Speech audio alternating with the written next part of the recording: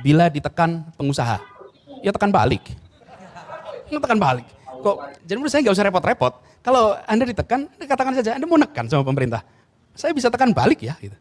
Menurut saya kita yang menjadi pemerintah ini jangan disandra dengan pandangan bahwa termasuk disandra oleh siapapun. Bergeraklah dengan kebijakan, policy yang ada, dengan landasan konstitusi dan hadapi siapa saja yang berusaha untuk mengubah Anda dari jalur-jalur konstitusional, apapun itu. Jadi termasuk pada pengusaha. Mungkin ada maksud begini, sudah membantu, sudah mendukung dan lain-lain, ya. Nanti kemudian sesudah itu dimintai balik, dimintai. Karena itu caranya untuk bisa terbebas dari tekanan-tekanan seperti itu adalah dengan memperbanyak dukungan relawan-relawan yang bekerja tidak berdasarkan bayaran rupiah, tapi berdasarkan kepercayaan. Itu caranya. Saya bisa tekan. Tapi pengalaman saya, observasi saya, pengusaha-pengusaha apalagi yang besar sudah tidak lagi di level minta dibaik-baiki, Mas. Pengusaha-pengusaha itu yang besar-besar sudah tidak lagi. Tidak lagi memberi untuk minta diberikan sesuatu favor, itu zaman dulu, Mas. Hari ini yang dibutuhkan adalah equal playing field. Yang mereka butuhkan adalah perlakuan yang adil, yang fair, di mana pemerintah tidak memberikan fasilitas pada 1-2 kelompok, tapi memberikan kesempatan untuk mereka berkompetisi, itu yang dibutuhkan. Karena itu kalau saya, polisinya justru mempertahankan agar negara menjamin munculnya kompetisi yang fair di antara pelaku-pelaku pasar, tapi bukan dengan memberikan favor. Tapi kalau sampai menekan, tekan balik. Pagar mulai dibongkar, jadi dari laut diangkat. Maka itu harus digantikan oleh aguan. Aguannya yang ditenggelamkan. Aguan ini harus dicekal. Bisa-bisa dia kabur. Ya, ke Singapura, ke Cina. Ini makar. Ini subversi. Maka hukuman bagi pelaku makar dan pelaku subversif mati. Hukum mati aguan, hukum mati Airlangga, hukum mati Jokowi. Emang sekarang aguan ada di mana? Ada yang bisik-bisik ke saya, dia udah gak ada di Indonesia. Dia ketakutan. Saya minta Prabowo melengkapi, menyempurnakan sikapnya. Dia harus segera mencopot Sakti Wahyu Trenggono sebagai menteri. Yang di depan mata kita adalah mengurai apa dasar hukum sehingga diterbitkannya HGB itu. Jadi prosedur dilalui dengan baik apa tidak, itu kira-kira urusan utama kita tentang pagar laut itu. Kendati siapa pemilik pagar laut itu sudah dibuka, tapi tetap saja ini ada kecurigaan bahwa kasus ini bakal ditutup-tutupi karena adanya kekuatan besar yang bermain di situ, dan ini kan bisa terlihat sejak sejak awal, dan bahkan kemudian kemarin ketika muncul kontroversi, ada polemik antara TNI Angkatan Laut dengan, atau bahkan TNI dengan Kementerian Kelautan dan Perikanan gitu ya. Dan ini baru setelah Presiden Prabowo juga langsung turun, ini baru beres gitu. Jadi kalau sampai hari ini tidak ada semacam keterangan resmi bahwa memang BPN membuka bahwa memang udah ada sertifikat, ada yang 2017, ada yang 2023. Tetapi masalahnya adalah memastikan apakah prosedur memperoleh sertifikat itu atas dasar act of good faith, itu sesuatu yang didasarkan pada keinginan mulia tuh. Kalau itu dilakukan atau atas dasar AMDAL yang masuk akal, oke. Tetapi orang mulai curiga bahwa di belakangnya justru akal-akalan yang seperti biasa kong kaling kong atau prosedur ugal-ugalan untuk menghasilkan sertifikat itu yang dihasilkan melalui transaksi antara pejabat dan pengusaha dan para preman atau calo di pertanahan di situ. Jadi semua ini yang mesti dibuka dulu supaya kita mengerti bahwa ada prosedur yang sudah bereskah atau ada prosedur yang dilanggar. Dan sementara ini tentu tuduhannya adalah pihak korporasi pasti menyewa aparat, menyewa calo untuk memperoleh sertifikat itu. Tapi masalahnya adalah kenapa penyewaan itu atau upaya korporasi untuk memonopoli hak atas laut itu diiyakan oleh negara, kan masalahnya tetap di situ kan negara punya kekuasaan. Kenapa negara tidak bisa paling nggak bersikap etikal terhadap proposal-proposal yang hendak mengendalikan akses natural ke laut. Kan negara harus memproteksi hak rakyat supaya tidak dikuasai oleh sekelompok orang tuh. Ya tentu saja korporasi dengan mudah mengatakan oke, kami dapat izin. Ya memang yang salah lah negara, kenapa dikasih izin? Dan itu artinya negara melakukan act of omission, pembiaran terhadap upaya untuk saling menyogok di antara pejabat dan pembisnis, kan itu dasarnya kan. Nah kita bisa lihat tindakan pemberian itu apakah sesuai dengan prosedur atau memang di belakang layar ada tukar tambah bisnis atau bahkan tukar tambah kekuasaan. Di era mana? Di era Pak Jokowi tentu saja tuh 2017 itu era Pak Jokowi, 2023 itu era Pak Jokowi. Jadi tetap ini adalah soal yang ya akan jadi skandal sebetulnya.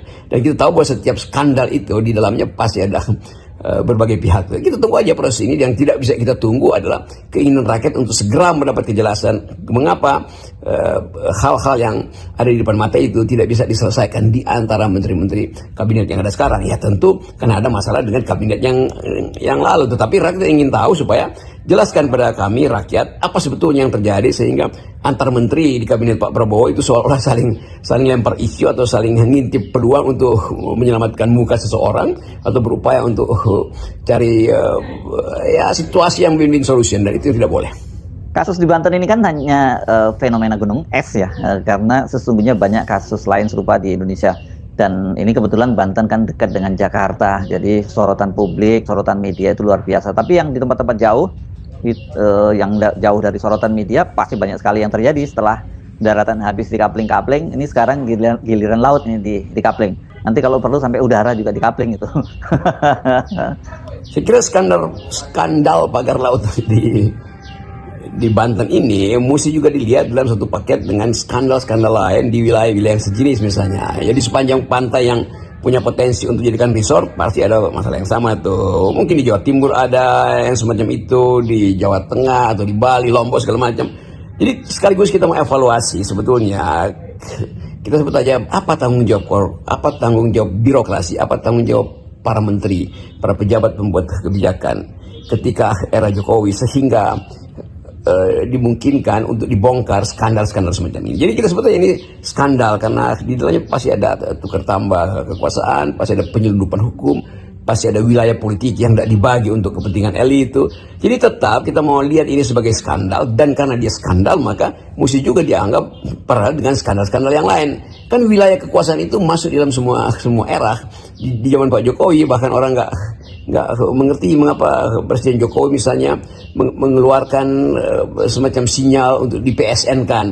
Lalu mulai ada dugaan bahwa PSN itu adalah hasil tukar tambah politik, bahwa tukar tambah politik itu menghasilkan kesempatan buat Jokowi memenangkan Pilpres atau paling tidak mendorong anaknya jadi wakil presiden. Itu berarti di dalam kong kaling kong itu dinasti Jokowi pasti terlibat. Kan semua itu jadi semacam spekulasi publik justru karena sampai hari ini kejelasan itu tidak ada. Satu-satu yang sudah jelas yaitu bahwa Angkatan Laut atau perintah Presiden membongkar itu hanya untuk satu alasan, bahwa laut tidak boleh dibatasi untuk akses para nelayan. Nah soal hukumnya masih menggantung sampai hari ini. Jadi kita tetap tunggu satu kejelasan, mungkin ada sidang kabinet khusus atau semacam sesi di DPR yang khusus membahas soal ini. Dan keterlibatan para aktor kekuasaan, aktor bisnis dan aktor pecelokan pasti ada di situ. Tetapi sekali lagi yang akan dituntut oleh negara, oleh masyarakat, kenapa negara membiarkan itu terjadi. Jadi act of omission itu, pembiaran itu sudah satu pelanggaran hukum. Pemberian sertifikat dengan sengaja untuk keuntungan seseorang itu adalah korupsi itu. Kan itu yang ada di depan mata kita hari ini. Jadi kita tetap menunggu orkestrasi ini mau diselesaikan dengan nada akhir apa itu. Jadi kelihatannya fasilitas-fasilitas yang sedang disiapkan oleh netizen yaitu terus menunggu dan akan memviralkan semua hal yang dianggap kontroversial itu, termasuk kontroversi keterangan di kalangan para menteri itu, menteri ATR, menteri BPN, menteri KPK, menteri perikanan segala macam. Jadi semua soal itu yang kita sebut sebagai di dalamnya pasti ada skandal politik.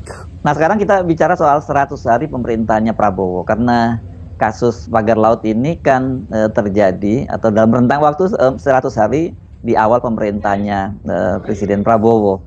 Harusnya yang ini kan nggak masuk, harusnya nggak perlu ada yang peristiwa semacam ini ya.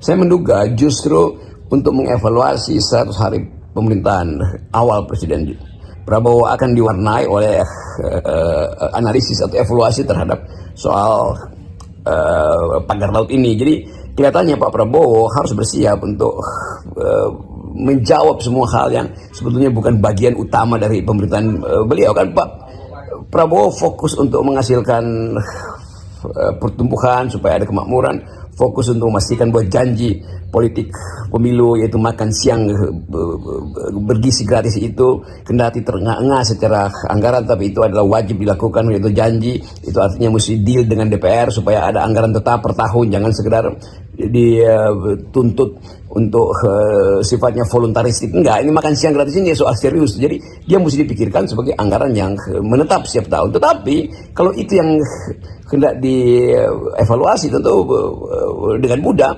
diterangkan bahwa memang ada masalah kekurangan anggaran, dan fokus itu bisa diselesaikan dengan negosiasi dengan DPR tuh. Tetapi soal tol laut ini itu udah jadi PIK 2 itu udah jadi public enemy, kira-kira begitu. Sementara negara masih berdiam diri karena keterlibatan aparaturnya sendiri itu. Jadi untuk fairness, ada problem dengan sebetulnya watak korporasi untuk melakukan akumulasi, tetapi negara harus mencegah akumulasi itu melalui regulasi. Bukan negara justru membackup akumulasi itu karena dapat sokongan dari korporasi kan. Tetap negara ada di atas korporasi. Jadi kalau itu terjadi pelanggaran, entah itu act of commission, kesengajaan, atau act of omission, pembiaran, tetap negara bertanggung jawab untuk menerangkan pada warga negara mengapa kau negara meloloskan proposal-proposal yang sifatnya dari awal adalah koruptif, yang sifatnya adalah manipulatif. Menteri siapa yang memperoleh keuntungan dari prosedur pemberian HGB itu tuh? Menteri siapa yang punya koneksi politik sehingga memuluskan relasi antara korporasi dengan negara? Menteri siapa yang diam-diam menerima semacam fasilitas yang sekarang disebut sebagai gratifikasi? Jadi semua ini yang ditunggu oleh publik. Nah, sambil kita menunggu, kita ingin tuntut momentum ini jangan sampai hilang, karena Presiden Prabowo berjanji untuk membereskan soal itu setuntas-tuntasnya. Assalamualaikum warahmatullahi wabarakatuh. Kita sudah saksikan bagaimana polemik yang makin memanas, bermula dari pagar bambu di Merak yang memang memaksa para nelayan ini untuk memutar jauh ketika hendak menangkap ikan di laut. Dan yang mengherankan karena ini sudah mendapat izin, luasnya kurang lebih 30 hektar. Tentu ini juga menjadi tanda tanya siapa di balik ini semua. Nah, tadi sudah kita jelaskan, sudah menyebutkan nama seperti halnya Pak Khalid, seorang nelayan yang cerdas. Ada sebuah korporasi besar yang bermain di balik ini, meskipun ada sebagian yang ingin mencoba mengalihkan isu, menutup polemik ini dengan mengatasnamakan swadaya para nelayan, dan setelah dihitung-hitung itu menghabiskan puluhan miliar rupiah untuk biaya pemasangan bambu seluas 30 hektar tersebut. Dan seperti Pak Khalid tadi juga ada disebut aguan Pak Jokowi, bahkan para menteri, beberapa menteri juga disebut untuk diproses hukum nantinya jika ini terbukti. Dan ini memang sebuah perjuangan panjang dari, juga termasuk yang paling vokal selama ini adalah Pak Said Didu, lelaki putra Bugis ini adalah sangat vokal. Beberapa tahun terakhir sebenarnya sudah menginformasikan kepada publik bahwa ada ancaman besar di PIK 2, Pantai Indah Kapuk 2, di mana ratusan hektar ya lahan warga dibeli dengan harga murah, kemudian akan dijadikan sebuah proyek besar yang menghasilkan keuntungan triliunan rupiah. Dan bukan sekedar itu, tuntutan tadi dari para aktivis bahwa ini kan akan mengancam kedaulatan Indonesia di masa depan. Ya mungkin warga sekarang belum terlalu merasakan, ya hanya sebatas ketika hendak menangkap ikan memutar jauh, tapi generasi ke depan ini justru jauh lebih berbahaya karena bisa mereka digusur. Dan ketika mereka menguasai betul tempat itu, maka mereka bisa menentukan siapa yang akan menempati struktur pemerintah di daerah tersebut. Sehingga inilah bahasa Pak Said Didu, negara di dalam negara. Pak Rocky juga sudah menjelaskan dengan sebuah analisa yang cukup dalam, dan ini pada intinya ini semua mewanti-wanti kita semua. Dan yang vokal bersuara terkait polemik ini Artinya memang mencintai Indonesia, mencintai negara ini dan juga menyelamatkan generasi ke depan karena kedaulatan ini jika diperjualbelikan maka itu akan mudah mereka menguasai para oligarki, para naga dan juga aguan yang disebut tadi namanya korporasi raksasa tidak akan berhitung karena mereka punya proyek jangka panjang dan jika itu masyarakat atau siapapun itu oknum-oknum pejabat mungkin yang bisa menerima sogokan, bisa dirupiahkan, maka mereka tidak akan berhitung karena keuntungan kalau mereka akan balik dengan berlipat-lipat dengan banyak dan cukup besar seperti yang sudah disampaikan oleh Bung Said Didu dan sekali lagi ini sebuah pembelajaran bagi kita siapapun pemerintah kita saya kira sikap kritis dari para aktivis masyarakat di tempat tersebut yang ingin menyelamatkan kedaulatan Indonesia ini kita patut apresiasi dan kita juga berterima kasih kepada Pak Prabowo karena sudah memerintahkan TNI untuk mencabut kembali pagar bambu itu dan seperti tadi disuarakan bahwa kita akan melihat bagaimana selanjutnya Prabowo ini akan mengambil sikap dan yang menjadi penekanan juga tadi adalah Pak Jokowi ini kan di pemerintahannya semua ini terjadi sehingga nama Pak Jokowi diseret untuk juga diadili untuk juga diproses hukum dan seperti apa kedepannya kita akan menantikan yang pasti bahwa setiap publik bertanggung jawab untuk menjaga kedaulatan Indonesia. Semoga Indonesia makin kuat, makin maju, masyarakatnya makin sejahtera. Ini kita semua saling mencintai. Tentu di dada kita adalah Indonesia semua, pro dan kontra. Di sini terjadi, tapi yakin dan percayalah bahwa tujuan kita sama, ingin menjaga kedaulatan Indonesia, ingin melihat masyarakat lebih sejahtera, tidak di monopoli kekayaannya oleh para oligarki dan juga para oligarki yang memang tidak berpikir ke arah sana. Yang penting keuntungan mereka dapatkan. Sekian, terima kasih.